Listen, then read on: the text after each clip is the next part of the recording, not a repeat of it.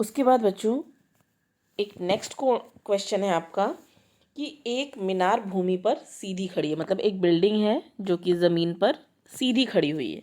ठीक है, मीनार के जो बेस है, ये इसकी बेस है, बेस से 30 मीटर की दूरी पर, ठीक है, इससे 30 मीटर की दूरी पर, मान लीजिए ये 30 मीटर है, 30 मीटर की दूरी से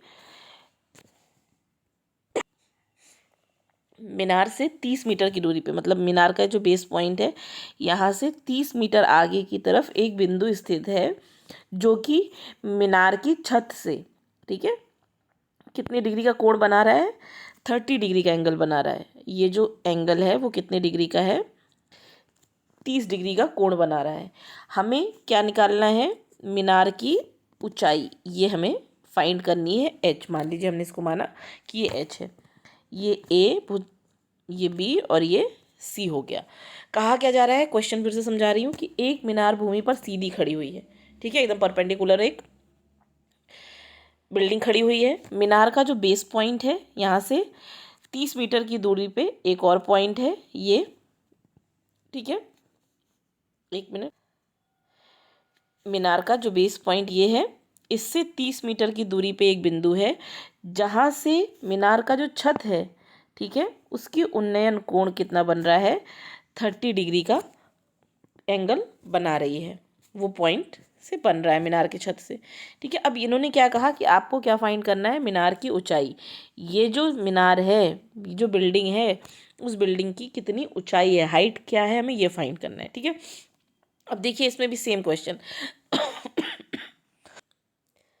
सेम क्वेश्चन क्या है कि हमें साइन यूज़ करना है, कॉट यूज़ करना है, कॉस यूज़ करना है, टेन यूज़ करना है, कॉट यूज़ करना है। ठीक है, तो इसमें क्या दिया हुआ है, जैसे मैंने आपको बताया था, ये क्या करना है, हमारे पास लंब दिया हुआ है, मतलब परपेंडिकुलर हमारे पास दिया हुआ है, और बेस दिया हुआ है। परपेंडिकुलर और बेस किस में है, आधार और लंब किस में है, 10 में है। तो आप इसको 10 से भी सॉल्व कर सकते हो और कॉट से भी सॉल्व कर सकते हो। अगर आप कॉट के फॉर्मूले से चाहो तो आधार बटे लंब करके भी सॉल्व कर सकते हो, लंब बटे आधार करके भी सॉल्व कर सकते हो, दोनों तरह से आपका आंसर सेम ही आएगा। ठीक है, अब करते हैं इसको सॉल्व। इसमें क्या लगेगा, हमें कैसे पता चला कि 10 ही यूज़ होगा, क्योंकि इसमें हाइट दी हुई है और बेस दिया हुआ है। ठीक है, लंबाई और आधार दिया हुआ है।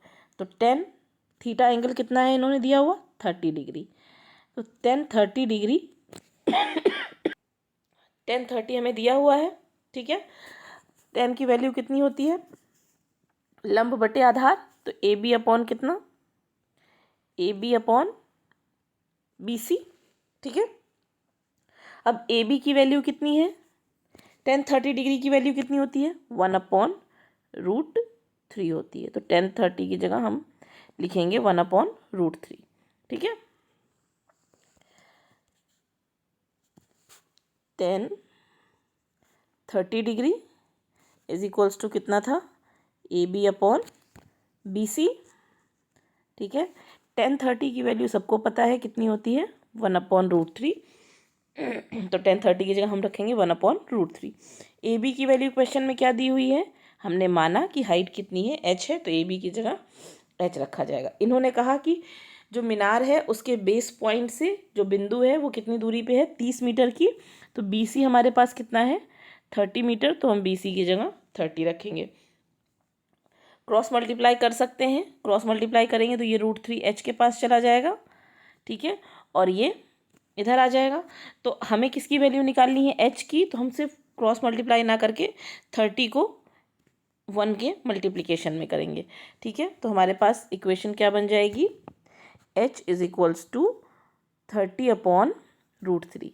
ऊपर 1 था, 1 को 30 से जब मल्टीप्लाई करेंगे तो कितना आएगा, 30 × 1 30 होगा। ठीक है, अब इसका हमें परिमेयकरण करना होगा। मैंने आपको परिमेयकरण रेशनलाइजेशन बताया था पहले भी। तो ये हो जाएगा √3 से मल्टीप्लाई ऊपर और √3 से मल्टीप्लाई नीचे। क्यों करना होता है रेशनलाइजेशन, क्योंकि हमें अपॉन में से रूट हटाना होगा। ठीक है, तो h इज इक्वल्स टू कितना हो जाएगा, 30√3 अपॉन √3 × √3। ये सबको पता है कि जब दो नंबर्स, यहाँ पे पावर कितनी है रूट की, 2 है, सेम रूट में दो नंबर्स हैं तो एक बाहर आ जाएगा, ये 3 हो जाएगा। तो अपॉन में हमारे पास कितना हो जाएगा, 3। तो हम लिखेंगे h is equals to 30√3 upon कितना, 3। अब ये 3 किससे कैंसिल हो जाएगा, 30 से, ठीक है, 33 से कैंसिल हो जाएगा, 3 1 ज़ा 3 और 0। तो h की वैल्यू कितनी आ जाएगी, 10√3। मतलब जो हमारी हाइट है वो कितनी होगी, 10√3 मीटर। अगर आप इसमें √3 की वैल्यू रखते हैं, जो कि मैंने आपको बताई हुई है कि √3 की वैल्यू कितनी होती है, 1.732। तो अगर h की वैल्यू हमारी 10√3 है तो हम यहाँ लिख सकते हैं 10 इंटू, जब चैप्टर नंबर हम लोगों ने 1 पढ़ा था तो उसमें पढ़ा था √2 की वैल्यू 1.414 होती है, √3 की वैल्यू 1.732 होती है, ठीक है। इंटू √3 की वैल्यू कितनी है, 1.732। जब इससे मल्टीप्लाई करेंगे तो h की वैल्यू कितनी हो जाएगी, ये डेसिमल देखिए क्योंकि मल्टीप्लिकेशन हो रहा है तो डेसिमल 1 पॉइंट इधर शिफ्ट होके आ जाएगा, ठीक है। तो क्या हो जाएगी इसकी value, h is equals to 17.32 metre, या फिर 10√3 भी लिख देंगे तो गलत नहीं होगा, ठीक है।